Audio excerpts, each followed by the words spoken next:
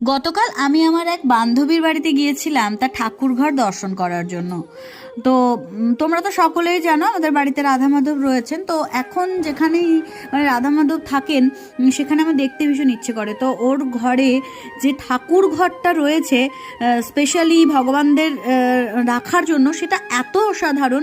এই যে গোপু সোনাকে দেখতে পাচ্ছ, তারপরে এখানে রাধা মাধব রয়েছেন, লক্ষ্মীনারায়ণের বিগ্রহ রয়েছে, আরও অনেক কিছু দিয়ে কিন্তু ঠাকুরঘরটা সুন্দরভাবে সাজানো হয়েছে।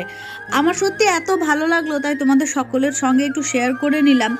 আর সত্যি কথা বলতে কি, এইরকম একটা ঠাকুরঘর থাকলে এখানে যদি ঘন্টার পর ঘন্টা বসেও থাকা যায়, তো আমার মনে হয় মনটা এমনিতেই ভালো হয়ে উঠবে। তো তোমাদের কাদের কাদের ভালো লাগলো তোমরা কিন্তু জানাতে ভুলো না।